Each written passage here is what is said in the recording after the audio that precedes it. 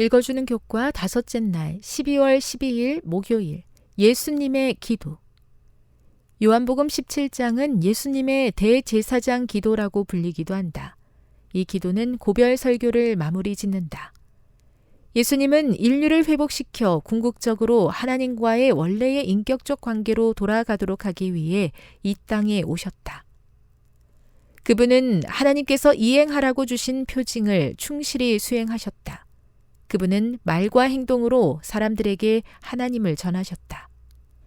예수님은 곧 이 땅을 떠나실 것이었고 그 전에 제자들에 대한 사랑을 다시 한번 나누고 싶어 하셨다. 그분은 제자들이 자신과 아버지와 성령 사이의 긴밀한 관계를 이해하기를 원하셨다.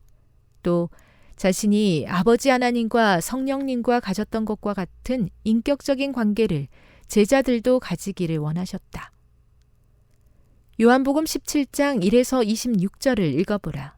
이 장에서 예수님과 아버지 그리고 제자들 사이에 친밀한 사랑의 관계가 있기를 바라는 그분의 소망을 표현하는 단어나 구절은 무엇인가? 많은 사람이 요한복음 17장을 읽으면서 연합과 사랑이 가장 중요한 것이라는 초점을 가지고 읽는다. 의심할 여지 없이 하나님의 목적은 우리가 그분 그리고 모든 사람과의 인격적인 관계를 회복하는 것이다. 그러나 좀 더 주의 깊게 살펴보면 훨씬 더 중요한 사랑과 진리 사이의 관계가 있는 것을 알 수 있다. 영생은 곧 유일하신 참 하나님을 아는 것이며 사람이 자의적으로 생각하거나 유추하는 그런 하나님이 아니다. 세상 중에서 내게 주신 사람들에게 내가 아버지의 이름을 나타내었고 그들은 아버지의 말씀을 지키었으며 내가 아버지께로부터 나온 줄을 참으로 안다고 하시고 그들을 진리로 거룩하게 하옵소서. 아버지의 말씀은 진리니이다 라고 말씀하셨다. 그리스도는 아버지를 계시하기 위해 오셨다. 하나님에 대한 오해가 많았기 때문에 이 계시는 매우 중요하다. 요한복음은 예수님이 이 사명을 얼마나 성실하게 여기셨는지를 보여준다. 예수님은 하나님의 말씀과 행동을 온전히 대변하셨다. 진리가 중요하지 않다면 왜 그렇게까지 애쓰셨겠는가? 예수님은 극심한 고난의 삶을 사셨고 결국 종교 당국으로부터 배척당하셨다. 그분은 사람들의 무관심에 시달렸고 때로는 제자들까지도 그분을 외면했다. 제자 중 한 명은 주님을 배신했고 또 다른 제자는 3번이나 주님을 부인했다. 그분은 끝없는 고난을 겪으셨고 구원하기 위해 오신 바로 그 사람들의 손에 십자가에 달려 돌아가셨다. 교훈입니다. 예수님은 제자들이 자신과 아버지와 성령 사이의 관계를 이해하고 그 관계를 그들도 가지기를 원하셨다.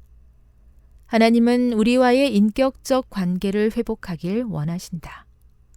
묵상. 사랑과 진리 사이에는 어떤 관계가 있다고 생각합니까? 예수님의 모습을 통해서 이것이 어떤 관계가 있는지 생각해 보십시오. 적용. 어떻게 하면 예수님과 아버지 사이에 존재하는 하나님의 사랑을 우리의 삶에서 더 잘 나타낼 수 있겠습니까? 영감의 교훈입니다. 교회의 큰 위험은 분열. 구주께서 십자가에 달리시기 전에 제자들을 위하여 드린 마지막 기도의 요지는 그들 사이에 연합과 사랑이 있도록 간구하는 내용이었다. 십자가의 고민이 그분 앞에 있음에도 불구하고 그분은 자신을 위하여 간청하지 아니하고 지상에서 당신의 사업을 추진하도록 위탁받은 자들을 위하여 간청하셨다. 가장 격렬한 시련이 그들을 기다리고 있었다. 그러나 예수님은 그들의 가장 큰 위험이 원한과 분열의 정신에서 빚어질 것을 보셨다. 증언보감 2권 77. 주님을 따르는 우리에게도 하나님이 보여주신 친밀함이 있기를 원합니다. 우리 사이에 갈라진 틈이 있다면 메워주시고 진리를 사랑함으로 우리가 서로 가까워지게 도와주셔서 하나님의 진리 안에서 연합하는 기쁨이 있게 하옵소서.